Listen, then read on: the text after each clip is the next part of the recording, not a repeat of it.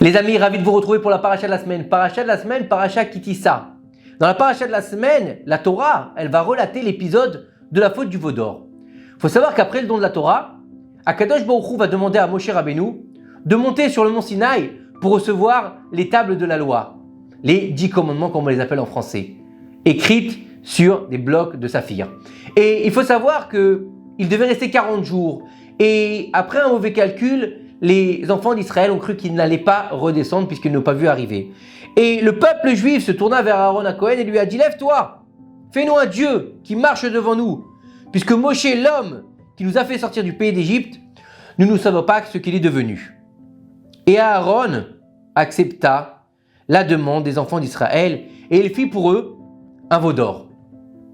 Étrange. Dans la Gemara Sanhedrin, nos sages nous dévoilent ce qui s'est passé avant que les Juifs ne s'approchent d'Aaron à Cohen. Tout d'abord, ils allèrent voir Hur, le fils de Myriam, et lui demandèrent de construire un veau d'or. Hur, il refusa. Quand Hur refusa, qu'est-ce qui s'est passé? Ils le mirent à mort immédiatement. Alors, ils allaient voir Aaron. Et après avoir vu cela, Aaron pensa que si il n'acceptait pas de faire le veau d'or, il subirait le même sort que Hur. C'est pour ça qu'Aaron décida de les apaiser en leur faisant le veau d'or. Mais attention, faut pas penser qu'Aaron il avait peur de mourir et donc il s'est plié, il a dit « Oh, je préfère mourir que de faire une idole ». Non, chas v'shalom. Aaron il était capable de se sanctifier, de se sacrifier pour la gloire d'Akadosh Baruch Hu. Il était capable de sanctifier son être pour Hachem. Il n'y avait pas de problème avec Aaron. Il n'avait pas peur de mourir al-Kiddush Hachem. Non, pas du tout. Mais en fait, Aaron, il n'a pas voulu que le peuple transgresse le même jour. En fait, le verset que dans le sanctuaire d'Hachem soit massacré prêtres et prophètes. Ça veut dire quoi? Il ne voulait pas que les Bnei Israël tuent le même jour un prophète, donc Hur, et un prêtre, puisqu'il était lui prêtre, à Aaron. Et car si les Bnei Israël avaient tué le même jour un prêtre et un prophète, il n'y aurait pas eu d'expiation pour leurs péchés. Donc en fait, Aaron, il a préféré s'humilier, il a préféré recevoir une punition sévère, il a préféré passer mauvais aux yeux de son frère Moshe Rabbeinu, plutôt que de voir ses frères séparés d'Akadosh Baruch Hu à tout jamais. Donc, c'est un grand niveau ce qu'il a fait Aaron à Cohen. Et dans un sens plus profond, il faut savoir que le désir du peuple d'Israël de faire un veau d'or, en fait, il partait d'une bonne intention, c'était les Shem Shamaim, à la gloire du ciel. Mais il est rapporté dans le Sefer HaKuzari que les enfants d'Israël, ils n'ont pas nié l'existence d'Hachem, qui les avait sortis d'Égypte et qui avait fendu la mer pour eux. Chas v'chalila. Ils voulaient en fait avoir un objet tangible qui les relierait à Hachem. C'est pour cela qu'ils ont fait le veau d'or. Tel est le sens de ce verset. Lève-toi et fais-nous un Dieu qui marche devant nous. Fais-nous un Dieu avec lequel on pourra le voir, le toucher. Alors nous servirons à Kadosh Baruch Hu par l'entremise de cette chose-là. Aaron a aussi fait référence à cela lorsqu'il a construit l'autel pour le veau d'or. Comme il est écrit, qu'est-ce qu'il a dit à Aaron? Ce sera une fête demain pour Hachem. Ça veut dire quoi? Le Midrash souligne qu'Aaron n'a pas dit ce sera un jour de fête pour le veau d'or, mais il a dit ce sera un jour de fête pour Akadosh Baruch Hu. Ça veut dire quoi? Ça veut dire que lorsqu'il a fait le veau d'or, lorsqu'il a construit le veau d'or, c'était au nom d'Hachem seulement. C'était pas pour l'idolâtrie. Et en fait, que c'est pour ça qu'il y aurait une fête pour Hachem et pas pour le veau d'or. Il faut savoir que le peuple d'Israël, pourquoi est-ce qu'il a choisi cette chose-là, de faire un veau et pas autre chose? Il aurait pu faire, je sais pas moi, un éléphant, une girafe, n'importe quoi. Pourquoi est-ce qu'il a choisi de faire un veau? Et il faut savoir que lorsqu'Akadosh Baruch Hu s'est révélé au peuple d'Israël au Sinaï, avec toutes ses armées célestes, pour le don de la Torah, le peuple d'Israël, ils ont vu le char céleste. Et ils ont vu que ce char était porté par 4 anges. Et sur ce char, le visage des 4 anges, il ressemblait à quoi? Un des visages, c'était un homme. L'autre, c'était un lion. L'autre, c'était un aigle. Et le dernier, c'était un veau. Un bœuf, en fait, un bœuf. Et les enfants d'Israël ont décidé de faire une image ressemblant à un bœuf, qui ressemblerait en fait au char céleste. Il est rapporté dans le Midrash Rabbah. Hachem a dit à Moshe, toi tu vois les choses au singulier, alors que je vois les choses au pluriel. Tu vois en fait, toi, le peuple, quand tu le vois diriger vers le mont Sinaï, tu te dis, il va recevoir la Torah. Et moi, je vois comment le peuple va recevoir la Torah au mont Sinaï, mais aussi comment il va se dévoyer, il va faire le veau d'or.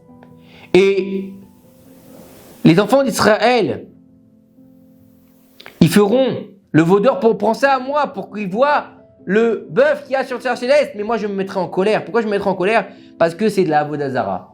C'est de la Avodazara d'avoir fait le veau d'or. C'est considéré comme de l'idolâtrie. Et on peut se poser la question alors. Dans le Mishkan, Hachem, il a ordonné au peuple d'Israël de construire l'arche sainte. L'arche sainte. Et dans cette arche sainte, il y avait au-dessus un couvercle. Sur le couvercle, il fallait confectionner 2 chérubins, 2 anges qui avaient des visages humains. Et cette arche-là, elle était placée dans le Kodesh HaKodashim, le Saint des Saints, l'endroit le plus pur et le plus saint du peuple d'Israël. Alors la question qu'on peut se poser aujourd'hui, c'est comment est-ce que le veau d'or est considéré comme un péché abominable et une idolâtrie, alors que les chérubins, qui sont conçus dans la même idée, puisque c'est une représentation, ce n'est pas de l'idolâtrie. Et la réponse, en fait, que nous disent nos sages, c'est qu'Akadosh Baruch Hu, il a ordonné au peuple d'Israël de construire les chérubins, mais il n'a pas ordonné au peuple d'Israël de construire le veau d'or. D'accord?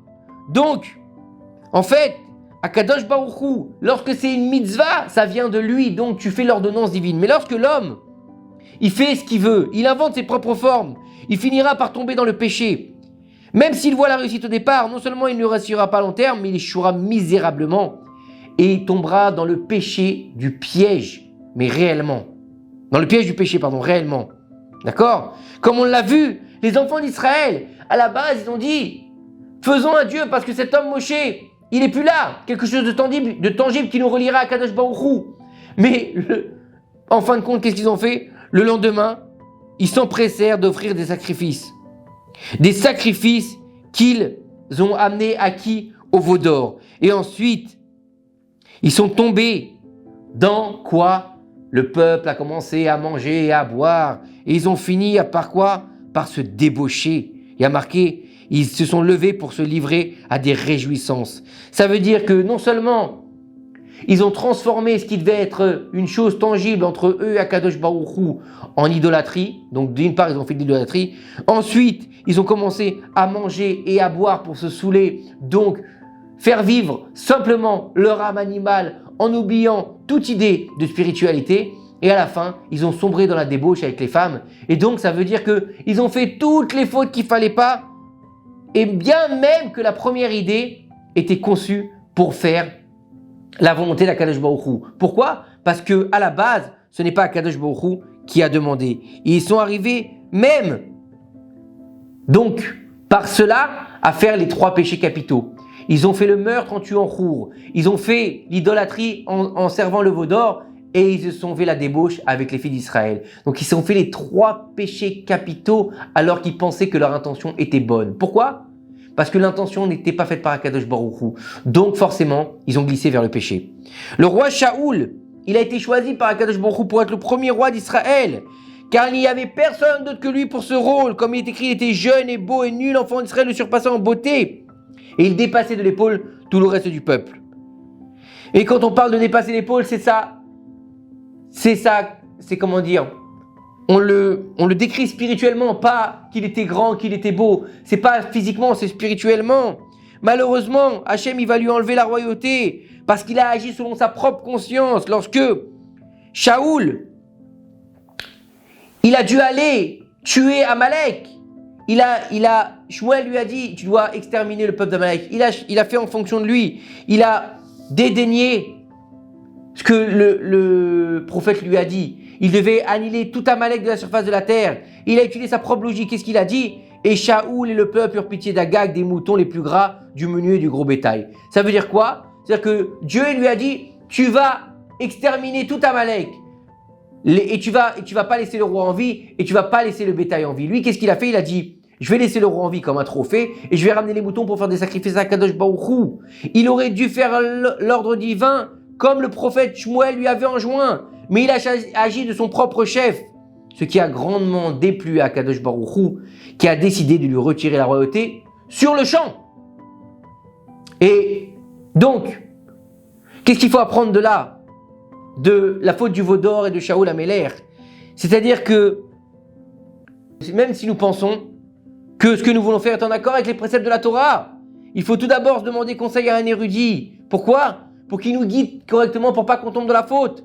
Et pour pas que on fasse les choses selon nos principes, selon nos propres règles, selon ce qu'on a dans la tête. Parce qu'il s'avère que lorsqu'on veut faire ce qu'on a dans la tête, eh ben on va faire le veau d'or. On va faire ce que Shaoul il a fait. Et on devra réparer tout cela. On dit que dans toutes les générations, chaque catastrophe qu'il y a sur le peuple d'Israël, elle a une petite part de la faute du veau d'or. Et Shaoul, en n'exterminant pas Agag, roi d'Amalek, il fera que des années plus tard, après la destruction du premier temple, un homme se lève de la descendance de Agag et décrète de détruire le peuple d'Israël en un jour. Il s'appelle cet homme Aman Aracha. Et donc en fait on voit que chaque chose qu'on fait de notre propre chef, il nous amène vers la faute, il nous amène à glisser, il nous fait tomber dans le contraire de la Torah. Et il met le peuple d'Israël en danger. Il est interdit de mettre le peuple d'Israël en danger et il est interdit aussi de se mettre en danger, de croire qu'on a la science infuse et qu'on est plus intelligent qu'Akadosh Baruch Hu. C'est lui qui a créé le monde, c'est lui qui a défini et qui a décidé qu'est-ce qu'on devait faire et qu'est-ce qu'on devait être. Donc il sait ce qui est bien ou ce qui est mal, il sait les préceptes qu'il faut qu'on fasse et ceux qu'il ne faut pas qu'on fasse. Alors pourquoi essayer de rajouter? Pourquoi penser qu'on a plus de sagesse que lui en disant je vais faire ça et ça va me permettre de me rapprocher d'Akadosh Baruch Hu? Non, fais ce que Dieu il t'a demandé, d'accord? Et si déjà on arrive à faire ce que Akadosh Baruch Hu nous a demandé comme lui nous l'a demandé, c'est déjà un grand niveau dans la génération dans laquelle on vit. Que ces quelques paroles de Torah, elles nous aident à faire venir le Mashiach. Amen. Shabbat, Shalom, ou Mevorach.